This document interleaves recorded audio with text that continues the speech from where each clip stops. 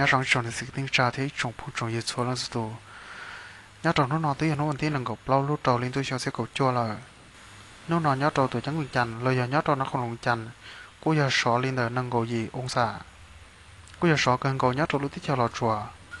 เทียnhớ trongรู้จะรู้ยงนอนnhớ trongรู้ที่จะหล่อจั่วกูมองดูหลอนให้อยากจีตรงจั่วอย่าลิ้นเดินไปtrong lịch sử tiếng trà thế trong phong trào yêu chúa là sốจะnhớ trongรู้ที่จะหล่อจั่วbây giờ mua giờ lọ có tư lọ có sai chiều bây tụ khăn có rong vì thế nhớ cho lúc cha lúc nhong nọ cu giờ tu lọ này chỉ tuân chùa cu qua trâu mua cho dùng cha chủ sai trong khăn gò giờ lên tới bây giờ tôi sĩ cho thì thầy tụ khăn giờ lên tới bây giờ sĩ chơi trong lúc nọ cu năng thao là cu giờ các lọ mua sò sử thả post cho bây giờ rồi tầm lòng rong lìa tà lọ thia xin lấy khó sò sử lúc nọ cũng mới cho lọ hài giờ hài cho bây tụ bây cánh ya lìa tụ này na tháp phun sấp xả vòng lơพักการเมืองอวยพักอนาคตใหม่อวรอสื่ออีช่องยอดตัวช่องนออย่าลืมแต่กูยังมอแกงยาเอาไปรอหลู่วันเนื้อตัวไห้ฟาโดยไปชนในสิ่งที่จามงเจ้าหล่อถาปุ๊บจะไปเฉลยตัวลงดัวอย่าลืมแต่ไปชี้จะลงแกงยาเจ้าหลู่เช่นหนึ่งเขาอยู่ให้ได้จิตจังจังจอเราไปอีจงในสิ่งที่จามงอีจงในสิ่งที่จา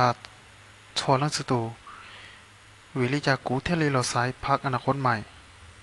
วิยาเดียพักอนาคตใหม่ยออีพักย่านเจิงเทียอีพักที่โอกาสเราอยากที่จะหกเกจหายหนึ่งต่อเชียเราอยากหายหนึ่งย้อนไปจงลีกูตัวเสือย้อนจนแต่นอเดินจอไปได้ตั้งเหมือนย้อนจอยาวซาเทียวัวตัวเตินเจ้าเตินลูจอไปหายหนึ่งวัวจอเจย้อนจอยาต่อก้าเราอยากย้อนจอดูกูก้าวัวอยากจีม้วนเจม้วน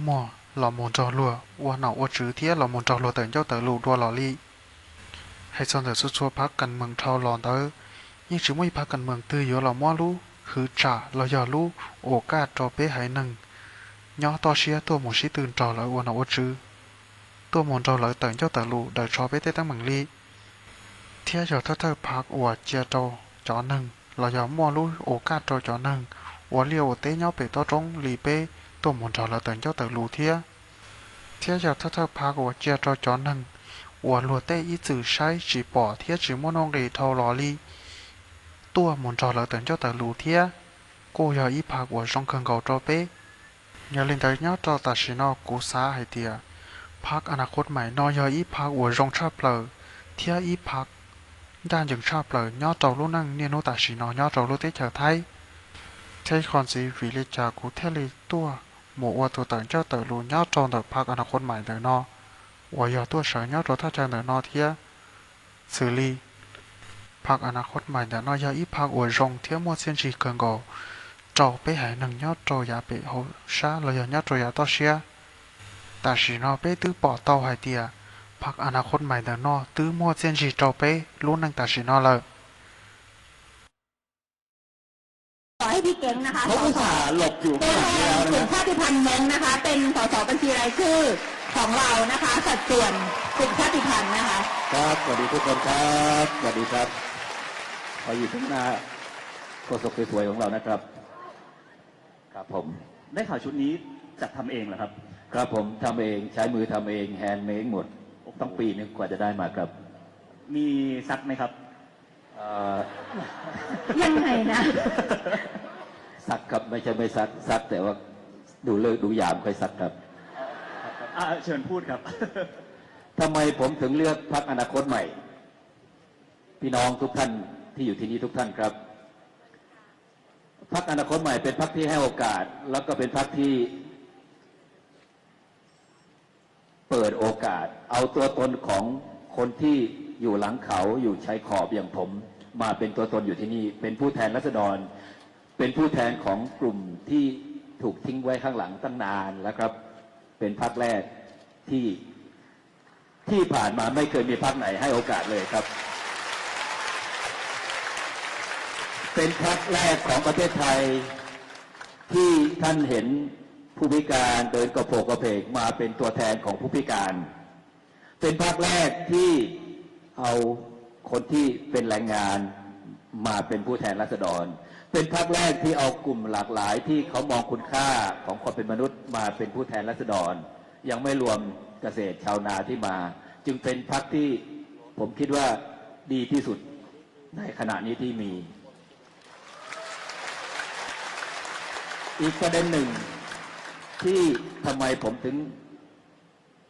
มายืนที่นี่มาเป็นผู้แทนราษฎรปัญหาต่างๆของระบบการเมืองในเมืองตอนนี้มันส่งผลถึงวิถีชีวิตบนดอยจากที่เราคิดว่ามันอยู่ในเมืองมันเดินทางมาถึงในหมู่บ้านแล้วนี่คือสาเหตุที่ผมต้องลุกขึ้นมาแล้วมาเป็นผู้แทนราษฎรในวันนี้ครับขอบคุณครับขอบคุณพี่เก่งค่ะอย่าเพิ่งไปครับอย่าเพิ่งไปให้คุณสิงห์ให้คุณขอสักถามครับ ครับผมคืออยากรู้ประสบการณ์จริง คือสิ่งหนึ่งที่ผมสงสัยว่าชีวิตคนธรรมดาเนี่ยอยู่ดีๆกลายมาเป็นนักการเมือง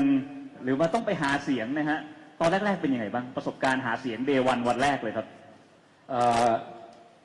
การหาเสียงเนี่ยไม่ใช่สับแต่หาเสียงครับเราหาเสียงมาจากปัญหาที่เรามีปัญหาที่มันก่อเกิดมีอยู่หลากหลายอยู่ในกับราษฎรกับพื้นที่กับคนที่อยู่บนดอยนะฮะนั่นคือไม่ใช่หาเสียงหรอกครับเอาความจริงที่เป็นปัญหานั้นมาพูดนั่นคือการหาเสียงในภาพของคนเมืองพูดนะฮะแต่จริงๆคือความทุกข์ยากความลำบากไม่เฉพาะที่อยู่บนดอยไม่ว่าแต่ละพื้นที่ทุกภาคทุกภูมิภาคของประเทศไทยนั่นคือเอาความทุกข์ยากของเขามาบอกแล้วว่าเราจะไปแก้อะไรให้เขาครับพูดถึงการหาเสียงนะคะช่อเนี่ยเป็นคนที่ได้ขึ้นไปหาเสียงบนดอยกับพี่เก้งหลายครั้งมากนะคะแล้วก็พี่เก้งได้ใส่ชุดที่เป็นชุดชาติพันธุ์มงด้วยนะคะแล้วก็วิธีการหาเสียงของเรานะคุณสิงห์ไม่เชื่อหรอกเราไปทำลาบหมูใช่ไหมเราไปทำลาบหมูคั่วลาบกันนะคะเราไปทำอาหารหุงข้าวเหนียวแล้วก็กินกับคนที่อยู่ในหมู่บ้านชาวมงนะคะแล้วเขาก็พูดกับช่อบอกว่าไม่เคยมีพรรคไหนเลยนะที่เป็นเอาคนจากส่วนกลางที่เป็นแกนนำพรรคเนี่ยมาคุยกับเขาแบบนี้แม้แต่สสพื้นที่ก็ไม่เคยมาอยู่กับชาวบ้านแบบนี้ส่งแต่ผู้ช่วยส่งแต่เลขามานะคะส่งแต่หัวคะแนนมาตัวสสเองยังไม่เคยมาอย่าว่าแต่เอาแกนนำจากส่วนกลางมาแต่ว่าไอการไปหาเสียงแบบนี้แหละที่อย่างที่เก้งบอกมันไม่ใช่การแต่ไปพูดนโยบายนะคะเราไปเข้าใจเขาเราไปเสนอวิธีแก้ปัญหาแล้วเราไปอยู่กับเขาจริงๆไปเข้าใจชีวิตของเขาจริงๆเพื่อที่จะเข้าใจปัญหาของเขาไปนั่งล้อมวงกินข้าวกับเขาชอบคิดว่าอันนี้แหละเป็นวิธีที่ทำให้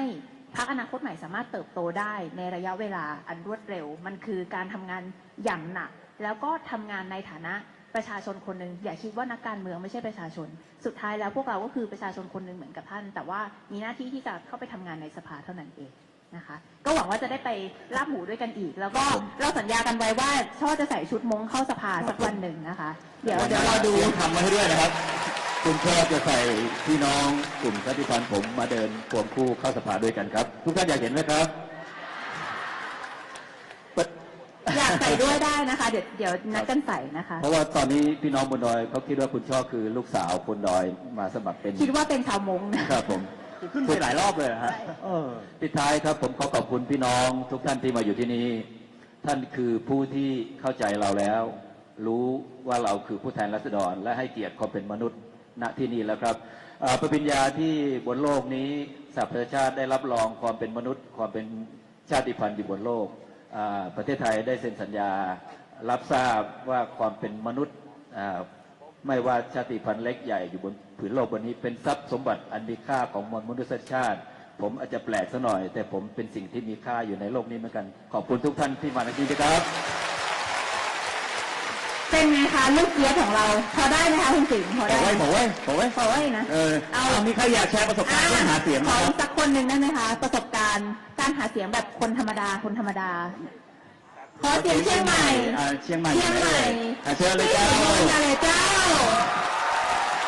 พี่ศรีนวลตรงกลางเลยเจ้าครับพี่ศรีนวลนี่ก็เจ้าก็ไปช่วยหาเสียงอยู่เยอะอยู่นะเจ้า 75,000 คะแนนก็เจ้าก็มีส่วนนะเจ้านี่คุณไปทั้งประเทศเลยเหรอครับตอนนั้นวันได้นอนไหมฮะไม่ได้นอนครับเป็นยังไงครับช่วงหาเสียงขอให้พี่ศรีนวลจะต้องแนะนำตัวได้เหรอเจ้าคนทั้งประเทศก็รู้จักพี่ศรีนวลอยู่แล้วเจ้าขอเชิญพี่ศรีนวลแนะนำตัวแล้วก็นิดนึงนะคะว่าพี่ศรีนวลนี่เป็นสสแบบป้ายแดงมากๆเข้ามาแบบคนสุดท้ายปฏิญาณตนเป็น3คนสุดท้ายของสภาแล้วการหาเสียงเขต8เชียงใหม่เนี่ยเดือดมากให้พี่ศรีนวลเล่าให้ฟังค่ะเชิญค่ะสวัสดีเจ้าศรีนวลบุญลือสมาชิกสภาผู้แทนราษฎรเชียงใหม่เขต8พรรคอนาคตใหม่ หลายๆคนคงจะได้ยินเสียงเมื่อวันที่ 5 เป็นผู้เสนอชื่อของคุณธนาธรจึงรุ่งเรืองกิจเป็นนายกคนที่ 30 ของประเทศไทยเจ้า แล้วก็พูดชื่อถูกด้วยนะคะ ไม่ใช่ ชื่ออะไรนะ ชื่ ครับ เจียงจิตนะ เพื่อให้การศึกษาประชาชนชื่ออะไรนะครับ คุณธนาธรจึงรุ่งเรือง โอ้ กิ โห จ รอบ2ก็ยังถูกนะครับ เป็นนายกคนที่ 30 ของประเทศไทยจ้ะถึงแม้ว่าการเสนอชื่อไปแล้ว แต่ได้รับคะแนน244 แต่การคิดหวังที่ท่าน หรือว่าคุณธนาธรบ่ได้เข้าไปนั่งในสภา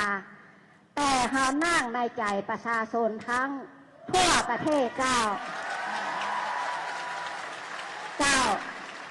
ข้าเจ้าก็ดีใจ